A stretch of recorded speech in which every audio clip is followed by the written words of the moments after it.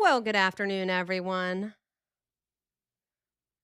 April Marie here, filling in for Andrew.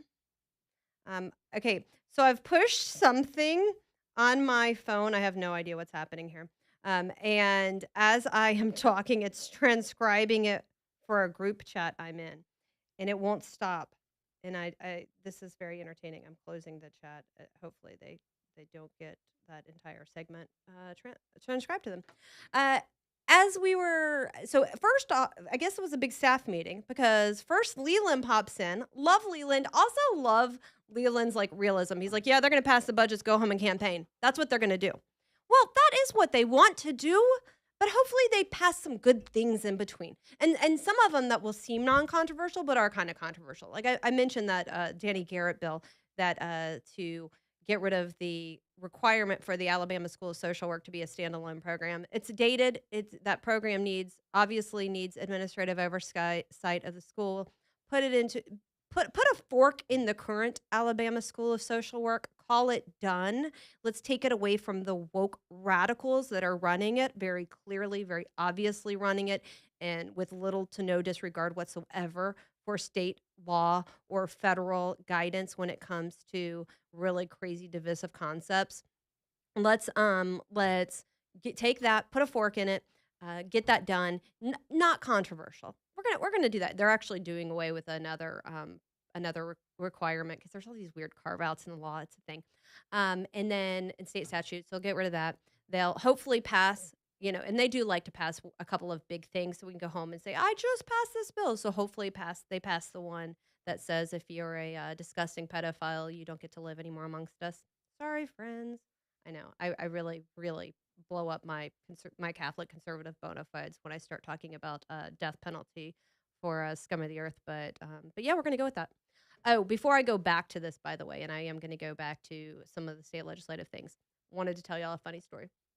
So I obviously take my kids to church. And this I did have questions on. I was gonna crowdsource this thing.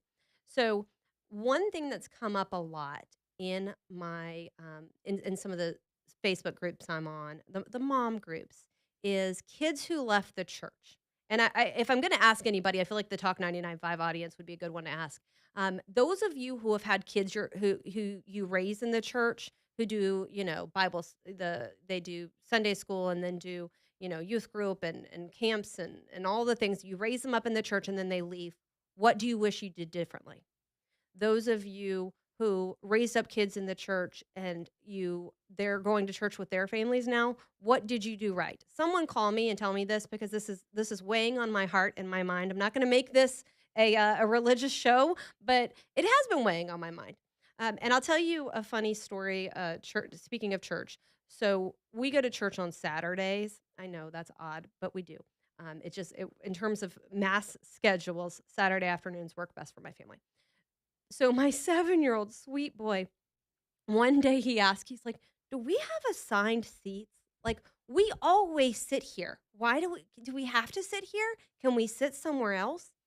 And I said to him, I was like, "We sit here because we sit around our friends, and we know the people who sit in a row in front of us. A very sweet woman and her sister sit in front of us, and we know the women who sit beside us, and all the things."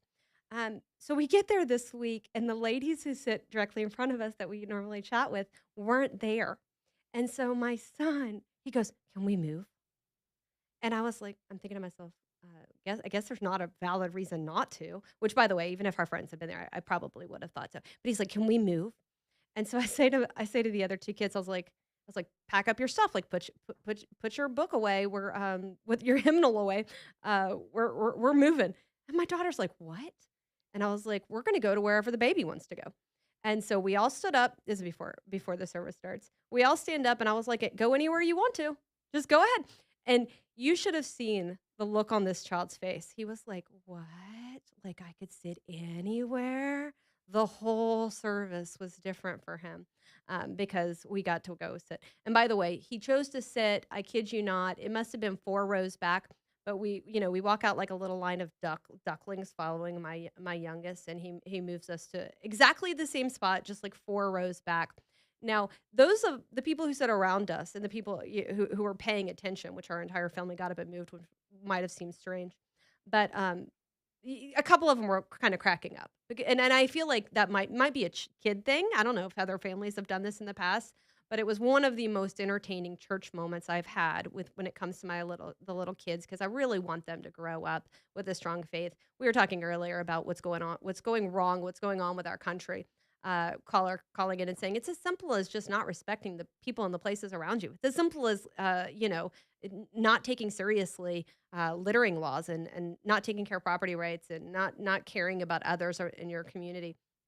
I tell people this all the time when it comes to why I'm a Republican, even though I am a bleeding heart Republican, it's because I've seen this reliance on social services and the government for so long. And I really feel like we got to get back to neighbors taking care of neighbors and churches taking care of people. We saw when the SNAP funds were suspended, the absolute chaos. And then we saw communities step up. We saw churches step up. We saw individuals step up. We should get to a point where that's primarily where the needs are being met for those who have needs in our country. We sift out the ones who actually need help versus the ones who are taking advantage of the help, and we help people get back on their feet, hand up, not hand out. That mentality, and I feel very strongly. You guys, I can't stress that enough that being a part of a church or being a part of a community, primarily church, helps build that character where you are paying attention to those little things. Again, phone lines open on that if you have because this is big. Where have we gone wrong as a country? I talk about the woke on college campuses. You can look at any of the protests within the last couple of years from and it started with George Floyd. It continued we had all the BLM madness. Let's see. Then we had and I'm trying to think of them in order. We had the we're pro Hamas, and I don't care what they say they really were, but that's what they were. We were pro terrorists. We're anti Israel. That was the crux of those organizers. Then we have seen. Then when we went from there to No Kings, we're just generally anti Trump. Then we had the anti ICE anti-Venezuela. We no longer care if we bring narco terrorists to justice because Trump is doing it. We're going to be anti that. And now we're back to the no ICE. And here's who you see at those rallies. You see young people who are brainwashed, and then you see really old people. I don't get it. I've been to one. As a matter of fact, when 1819 News hosted Don Jr. at an event, who was an incredible speaker, the protesters there was very little in between. It was young people, and you're going, "What happened? What wrong turn did you take in life?" And then it was old people, and you're like, "Well, you're bored and retired, and you don't have a hobby. Find a better hobby than this." And by the way, this idea that protesting Trump and everything he does is a healthy hobby. If your grandparents are out there doing it, maybe your parents are out there doing it, have a good heart to heart with them, okay? There are productive ways and uses of time. That's not one of them. At that point, all you are a photo op for the left. These protests aren't protests of matters, and I've been engaged in I've protested things in the past. I've been to events, and ones with a very real outcome that you want. I was an original Tea Party gal, okay? I've been to rallies. I understand the importance of rallies. What this group is doing is whatever the cause du jour is, and with very little substance behind it, a lot of them with no knowledge or idea what it is they're there for. It really is a lack of a productive way to spend their time. Oh, well, I don't like Trump, therefore I don't like anything Trump's doing. So I'm gonna go to a No Kings rally because I don't want him to be our king. My favorite is Trump's reaction to that. He's like, "All right, not the king. You yay. Wasn't the king before you did rallied. What not the king now." AJ just walked into the producer's booth over here. All right. Well, it's great to see everybody. I did Damien came by while after the staff meeting broke up. He's going to come about 12:30. We will probably chat up a little bit, and I want to get his space. He's the sports guy, right? We'll talk to him about men in women's sports. I got tongue tied there. We're going to take a break. When we come back, I'll talk a little bit more state legislative. I'll take your calls if you got them. That's 545-9950. And I'll get back to some state issues. Before I do want to get back into the national issues. We'll do that a little bit more. You guys hold tight. April Marie filling in for Andrew.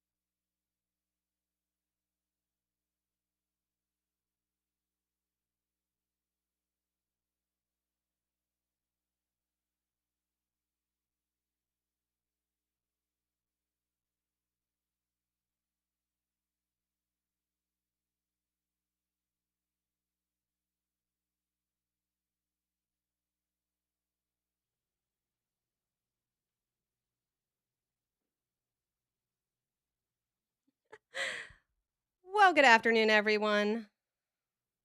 This eventually I'll get used to this camera. There's actually a new camera setup this time. Even since I was last here, it's on a new I don't even a new I don't know what this thing is called over here. Stand? Stand? A stand, a camera stand. I don't know. It's yeah. It's It's very I don't know how to describe it. Something we're not used to. Something very yeah. nice. It is something very nice. For those of you who haven't heard, I don't know what bubble you've been in, but there is a YouTube page now.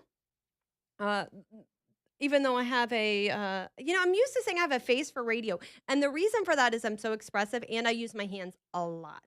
And so not used to being in front of a camera, but in fact I am in front of a camera, and so are all of the hosts now. Even Leland's got a at home studio set up. I was listening to him talk to AJ about that yesterday. Okay, let's see. And YouTube, I knew this before, but didn't wasn't paying attention to it today because I had the wrong window open. But I asked, I was like, what's what is going on with the I was hearing myself. It turned out I had my computer volume up. You know, those who have regrets in terms of raising their kids up a Christian family, a Christian household, a church setting, and then they fall away from the church. Erica on YouTube saying probably sending their kids to college is the biggest regret. You know, I heard yesterday from a parent, a Samford parent, because I don't know if y'all know this. I wrote a series of stories about woke creep and ideology into Samford University right here in Homewood, and there was a parent who said, "Look at this class. My kid is a Samford freshman, and they were assigned this class, and even the class description is woke. You can't escape it anywhere right now, but I tell you what, the solution is to fight it. It's not to ignore it. We have learned what happens when you ignore things that the liberals are hijacking or taking advantage of. It gets worse. It festers like a boil, like a fungus, like a something, and it gets worse. And so we have to shine a light on those things, and we do so by talking about them. We do so by emailing our favorite reporters, calling it to Talk 99.5, talking to the host about it. But yeah, we've got to get wind back, not just our colleges, but our K-12 schools, and make sure that they're doing what they're primarily supposed to do, which is teaching these subjects that make somebody ready for a workforce, make someone ready if they're going to go into an academic and research, that there's something useful contributing to society. I about wanted to poke my eyes out. I went painstakingly through every doctoral student for the Doctor of Social Work program at the University of Alabama, and the woke nonsense that they're studying. And you're going, what does this contribute to society? What are you adding to life with whatever, and whatever it is they're studying, whether it's ridiculously race-based nonsense, and truly race-based nonsense, or whether it's LGBTQ gender nonsense. There's a lot of that happening. Okay, I was talking earlier about legislative session.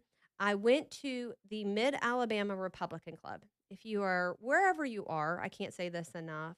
If you have a Republican club, and nearly everywhere in the state does this, get on their email list. Even if you don't go to regular meetings, if you don't go to every meeting, you can get to meet the candidates up front. There's a lot of candidate forums coming up. As a matter of fact, I'm gonna tell you guys about one. I'm gonna and It's funny because Erica Thomas emailed me the details of a candidate forum just the other day, and I was gonna tell you guys about that. But but find out what your local Republican clubs are. Get the opportunity to meet those running for office, and you're gonna find your legislative candidates there. You're gonna find your U.S. Senate candidates. You're gonna find your lieutenant governor. All of the things, and you're gonna find them at these local Republican clubs. And so the Mark meeting is what I went to. So many candidates there that I kind of lost track of who all was there. But it was an event that was moderated by Paul DeMarco, dear friend of mine. Had Jabbo Wagner, Dan Roberts, Mike Shaw, Danny Garrett, David Faulkner, and Jim Carnes were on a panel, and they were talking about the legislative session. And bottom lining it, yeah, it's the fourth year of the quadrant. It's going to be a faster session. Obviously, fewer bills introduced is what Wagner was saying. Um, Fewer controversial bills, more importantly. And they're going to get out of there as quick as they can, maybe even adjourn early. They have to have 30 legislative days. He was talking about the budgets, and he made a good point. Carnes was talking about, Jim Carnes was saying, Alabama spends 70 to 75% of our state, of what we spend as a state, on education. He said it's hard to get more than 70-75% of. Now there are two budgets: the education budget, education trust fund budget, and the state general fund budget.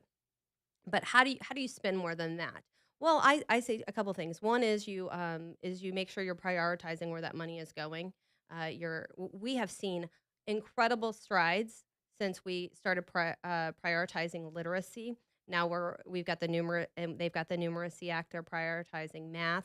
And gosh, who was it? It was Rahm Emanuel, I think. We've got people up north looking and going, look at Alabama, look at Mississippi, because we're the joke of these liberal places, and they say, but their kids are starting to read stronger, but they're seeing a lot of leaps, a lot of progress in these areas, and I think we have to focus that. I think we need to make sure our resources are going towards, just the absolute basics of education. So they talked a little bit about at this event about the budget. By the way, if you want to read the whole story, it's on 1819 News.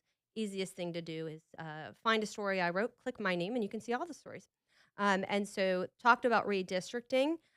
We're seeing, as yesterday, we saw the U.S. Supreme Court case on getting boys out of girls sports, but there's also a pending redistricting case.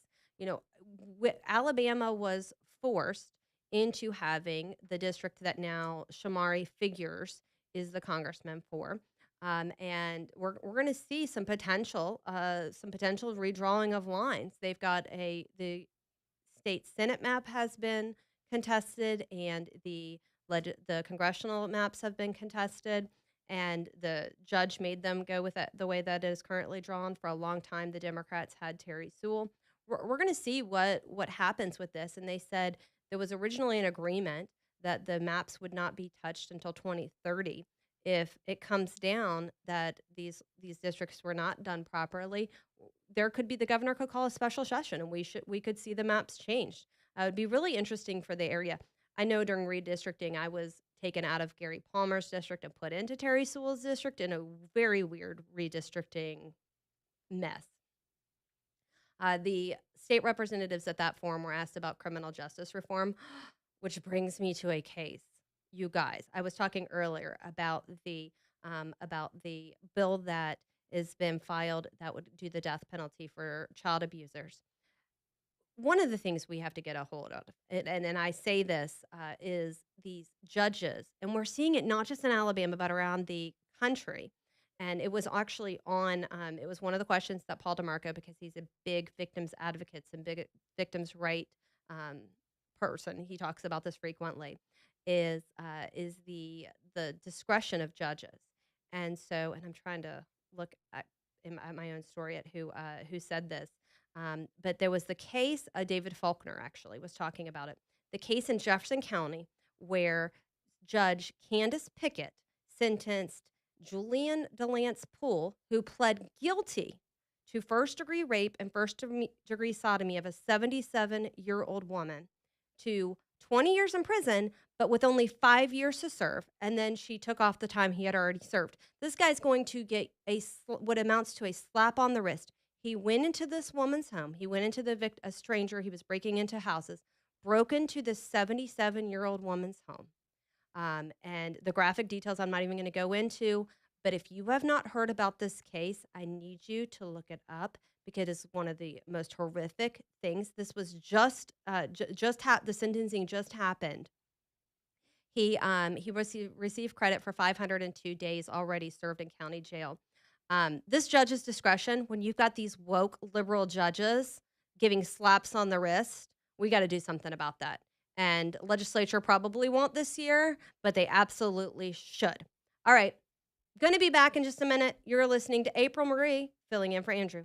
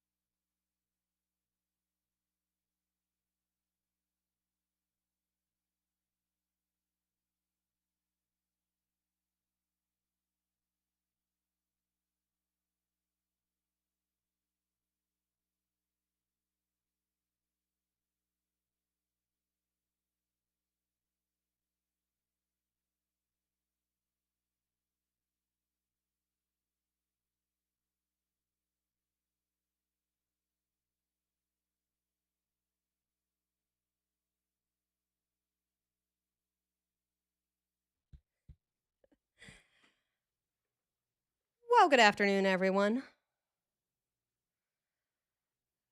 Outside got very dark all of a sudden. Richard was paying close attention to the weather earlier. I guess it's gonna rain. It's cold. It's gross out there. And in a genius move, because I switched cars, so my Suburban started doing something weird yesterday, which I think is something weird. My brother, I'm on the phone with my brother. I'm like, something, my car's doing something weird. He's like, describe it. I was like, I don't know. It feels there's like a jerky motion. He's like, that doesn't tell me anything. I'm like, I don't know. So just because there was a jerky motion in the Suburban, I used the truck today.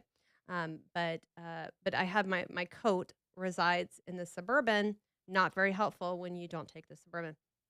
So it's cold out there, and I have no coat with me. But yes, it is. I'm looking at the rain predictions. 1 o'clock supposed to rain. It's 12:30 now, so gonna get your umbrellas out if you're running out to lunch, just in case. All right, April Marie here. Damien's gonna drop by at some point. We'll get back into that SCOTUS case. Um, I was listening to the Richard and Dixon, Richard and Valerie talk about his Christmas decorations. Just as a random aside, my Christmas decorations. My daughter's birthday is January 18th, so it's coming up. It's this weekend. Her request has been that the Christmas decorations stay up until her birthday. So our Christmas decorations stay up until at least the 18th. They usually start coming down. It's like right after, within a day or two, and so that is where our Christmas decorations are. And this year we watched way too many Hallmark movies early on in the Christmas decorating season, so it's a little extra. We have tinsel like in places we don't. We went and get extra garland. It's not Richard Dixon crazy, but it's a little extra this year. So good times. We're gonna stay in that holiday spirit for at least 5 more days at my house. April Marie here, filling in for Andrew. I am a little distracted right now. I know that I age myself when I say things like this, but as I came back to my chair during that last commercial break, I had a text that a friend of mine had her baby while I was on air. So yay for that, and I got pictures of he doesn't have a name yet. So I would tell you his name, except there's a sweet baby boy with no name who I now have a picture of in my timeline. Grady listening in was literally one of my favorite people. I earlier was talking about get involved in your local Republican Party club. If you're not a Republican, which by the way, I looked up a minute ago, and Karl Rove is on the TV talking about the number of independents and the growing number of independents, and nobody can blame them because the parties are just so I don't know. There is the even the MAGA has become it's replaced the establishment in some ways, and so there's a lot of people being turned off to party politics. Elon Musk went through his little phrase before he came back around to understanding the two-party system. But but if you even if you're an independent, I would recommend if you are independent leaning conservative to go to, even if you don't join them, go to your party events or get on the email list and find out. That way you can meet the candidates because the best way to really be informed is to actually meet somebody and have the opportunity to talk to them in person about the issues that matter to you. Listen and see how receptive they're going to be. Listen and see if you like who they are as a person. I was mentioning Grady because he texted me and he said, Bleeding Heart Republican. Finally, I have a label. I've been using that for probably decades, ever since I started getting really involved in the mental health advocacy. Because there are issues that are supposed to be, oh, this is not something Republicans talk about, and there's a lot of issues that have almost been ceded to the Democrats over the years. And by the way, when you cede anything, especially to this, what is currently who's currently making up the Democrat Party, you lose a lot of ground, and they start doing woke, radical, crazy things. And education is one of those areas where we have just seen liberal creep and liberal rot, and we so we can't cede that the mental health and issues. the social services issues. I talked about the School of Social Work over at the University of Alabama. I never paid attention to the training and continuing education that air quotes social workers are getting. These are the people who are serving at DHR. These are the people who are serving in some of our schools. These are the individuals who have and they are being taught insanity, having gone through. And I mentioned that, you know, speaking of unhealthy hobbies. So I'm doing investigative reporting on different schools, and I last night was looking at actual the syllabus and the study guides and assignments for different colleges and universities in the state of Alabama. It's heartbreaking. It's heartbreaking because you're looking at this and you're going, somebody paid tuition for this. I was texting with a friend. I was looking at class materials and I talked to Susan DeBose about this, State Representative Susan DeBose, about some of these these women's studies programs and some of the things they're being taught and the readings they're being assigned. And there was this weird assignment at one college, and I'm not going to say it because I'll probably do a story on it, but looking at what the teacher was assigning these readings, and there's no excuse except brainwashing, and it's brainwashing in a way where it's like, and by the way, white people bad, white people hugely oppressive of everyone, men, the patriarchy bad, gender roles bad, women are all oppressed, and this idea that women should be traditional, it goes back to what I was talking about earlier when we were talking about the Supreme Court case and not knowing what the differences is between a man and a woman. Not only are there biological differences, there are differences in our hormones. There are differences in who we are. Gender norms, which is what these colleges are trying to beat out of people. Gender norms exist for a reason and are important actually for a functional society. And yet these colleges are out there teaching kids that gender norms are bad, that basically all women are impressed and are impressed, oppressed. And I look at it and I really was reading it, and I was reading it, and then I was like, okay, I downloaded a handful of documents, and I was like, I'm gonna read this. I was reading as I was sitting next to the kids, and I was like, how do you boys? You look at what's going on with the drop in the family structure and the dating. Boys terrified of asking girls out because of the domino effect of the Me Too movement. And now you're afraid to ask anybody out at work, and now you're afraid to approach girls because they're gonna be these radical feminists who are gonna tell you off. I had a girlfriend, God bless her, but she would go date after date, and you'd ask her what's wrong, and she would vent about these men mansplaining things to her. And to hear her talk, it was just conversation. They were literally having conversations with her. But society had told her that if they trying to find a common interest of something she was knowledgeable about was mansplaining. And you're like, what have we done? Well, this is in our colleges.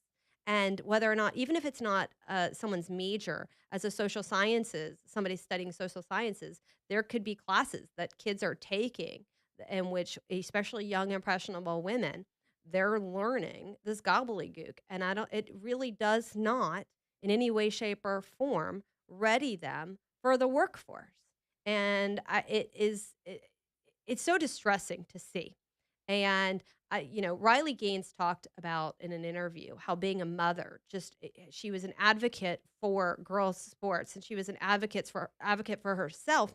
But then being a mother of a daughter changed her.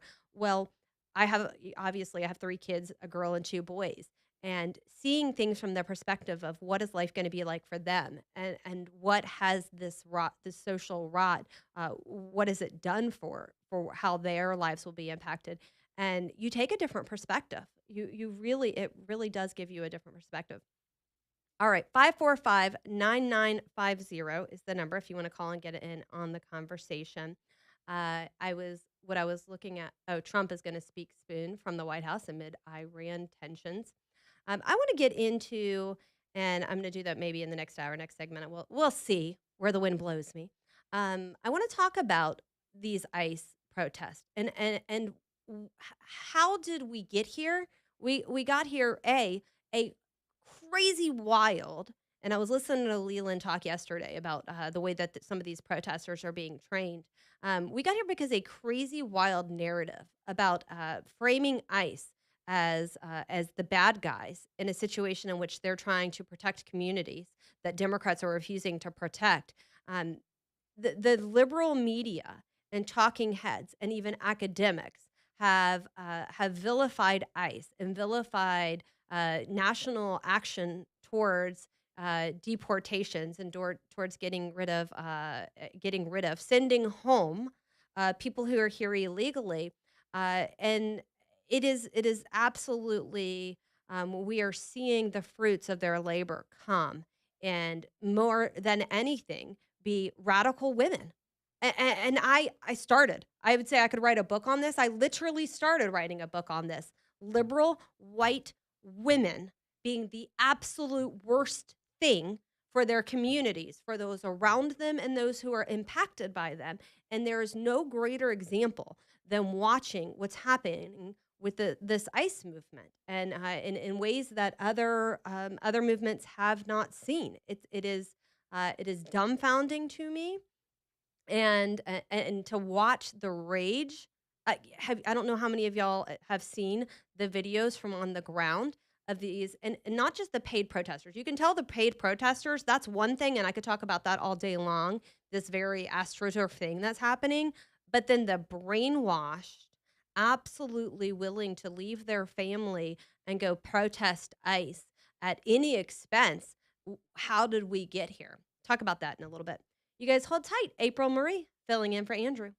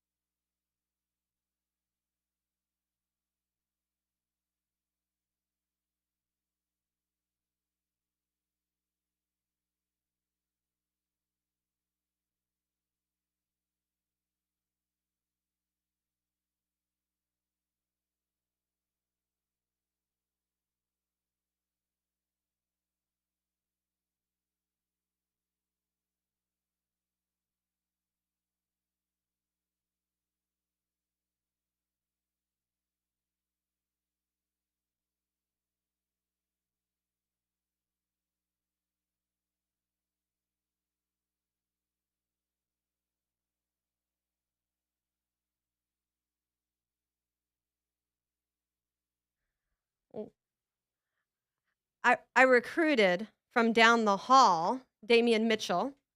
Hey, hey now, hey now. He's a lot more Hey now. he's used to this cameras in studio nonsense. Yeah. I'm not a fan, I'm not gonna lie. Why? 'Cause I gotta actually put myself together. How many times have you seen me in the studio looking like Listen, son, looking like roadkill? No, And no. now I'm over here. He's like, "Whoa, like you're this dressed is today." This is about to sound completely terrible, but I mean this wholeheartedly. I grew up in a generation. I've grown up in the generation where our phones and cameras are always around. Always on. So it's kind of just par for the course. Like you kind of just get used to it. You forget the cameras are there. But a lot of people, I mean, they're putting a name with a face on this Yeah, side of it's town. true. We've been doing it for almost 2 years now. So it's just kind of It's a whole thing. But Yeah. here's the thing is you're a dude. It's different. Like you and Andrew, like y'all, throw on a But hoodie and a here's- ball cap and you're good. But here's the thing: if I got a breakout or something, I gotta go with it. We don't Yeah. have makeup. Like I can't glam myself up. It's however I wake up that morning. Hey, That's how you're going. this is how we're going. So if I'm feeling like a 6 on some days, they're gonna see it. They're gonna see it. Fair. I was saying earlier, Damien came in. I was like, nobody warned me about the YouTube situation the Yeah. first day that it was on. That I walked in and it was online. I was like, what's happening here? This isn't right. It's the new age. It's the It new is era. a digital age. So yes, this is fun for me. I have and Mike. I haven't figured out the camera mic position either because It comes with it's time. it's it comes like, with it's a whole situation. All right, so I asked you, you hadn't seen it. Bruce Pearl was on the Mhm. steps of the U.S. Supreme Court yesterday, which is, I mean, it's one thing he had been weighing in on everything going on with Israel and his Right. support for Israel, but now he was on the front steps talking about protecting girls' sports in, in Title IX. He was rattling off the names of women's sports, whether it was coaches or people who have made a difference, Yeah. and saying, yeah, we got to protect these sports. Yeah.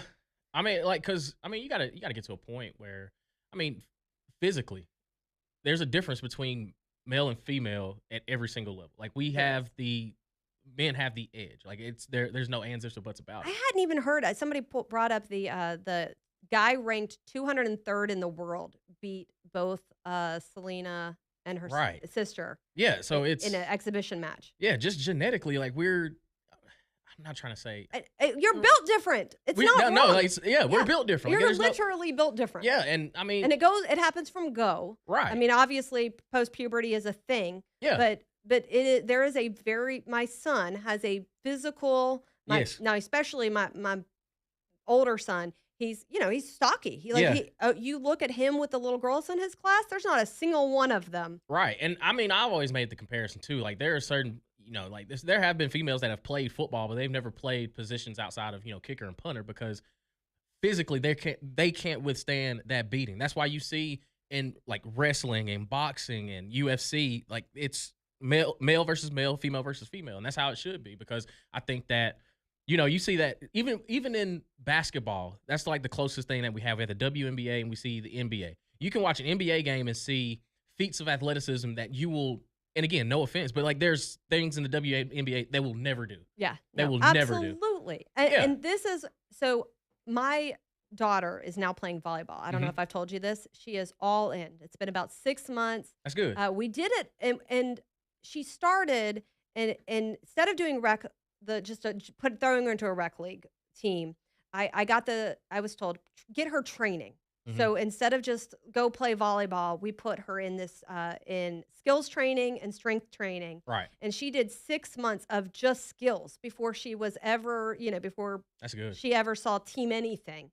And it's incredible to see the difference. And I'm watching these girls who are playing volleyball, and then these are some big girls. I mean, my daughter is taller than I am, but there's some tall girls. But you're going, if you put them against boys their age who are athletes, Right. there is a noticeable 100%. And this is a 13, 14-year-old girls. You're going, the 13, 14-year-old boys who are in athletics, It's they're different. towering. Oh, 100%. And listen, I don't know where everybody is on the transgender thing. Like Yeah, I we're listen, we're we're pretty cut and dry here. yeah, you're right. That's You what I'm can wear saying. wherever you want to wear, and you can Yeah, go by whatever name you want to go in. But when you want to be in my daughter's locker room, exactly. I'm Like gonna be like, no, that's what I'm saying. Like that's where I am with it. It's nah, we're not built the same. Like we're not built we're not the built the same. same. Well, and there's a reason, we talk about, there are two parts of this. A is we're not built the same. So you got a boy Mhm. spiking a volleyball against a girl's head or a guy Right. blocking in basketball against a woman. Not fair. Mhm. You see it a lot in the track sports. Oh man, the times are completely different. Wildly. Completely different. Wildly crazy. Any of those sports, swimming, Mhm. the males just dominating in ways that they would not dominate if they were Right. in the men's competitions. But then the other flip side of this, and Tommy Tuberville talked about it yesterday, was his granddaughter should be able to walk into a locker room and not see a naked man. Right. Like that's literally Yeah, we that's decided that a long a time long ago. time ago. And yeah, I'm with that too because and again, like the things that it's one thing if you whatever you want to do. Everybody's entitled to whatever they want to do. But to me, it's man, if you're born with it, like that's where you go. And here's I am not against a unisex locker room. If you are a dude and you want to go let it all hang out, and there's a chick who doesn't mind letting you have it all hang out, like, and y'all want to go change in a room together, awesome. But nobody can consent to what I have to be in a room with, Right. or worse yet, what my daughter has to Mhm. shower with or change with, or all of those things. Right. And it's just not happening. And the fact that these cases had to go to the U.S. Supreme Court Kind of just tells you where we are in society. tells you where we are in society. And it's funny because you're obviously on the sports side. I've gotten past the part of couching it. I have been called so many names for saying unequivocally, dude, I don't care if you want to go, if Michael wants to be Michelle and he wants Right. to throw on a pair of heels and he wants to go play. Yeah, do you? He wants to go to a basketball court and play with his bros and they're okay with that. Like, go do that. Yeah. If you got a set of girls who want to let you go play with them, cool. But you are not going to go to University of Alabama Nah. and take some girls' scholarship, some girls' record. Mm-mm. I'm going to draw a line. Yeah, Like, 100%. I'm with That's that. where I am. No, I'm right there with you because it just to me when you look at society as a whole, it's almost like we're losing recipes the older we get. Like the older I get, I'm about to turn 30, and like the life that I kind of pictured going into as a 30-year-old is completely different from what I was thinking when I was 20, when I was 10. It's just wow, you see the world for kind of what it is. Like it's I look at the world kind of in an optimistic way, but there's just so many things in society where I'm kind of just like questioning of how How and did where do we we get- get to this point? Yeah. Like, how do we get here? Well, and I was talking earlier, I've got two young boys, and you're young, about to get married sometime this year. You're gonna have a family, and I talk a lot openly about the damage the Me Too movement had. I Mhm. want women to be empowered in their spaces. I want them not to be victims, but at the same time, we have made an environment where like hitting on a girl at work could cop you a Yeah. call by HR. Mm-hmm. We have demonized behavior that is there. It's just silly.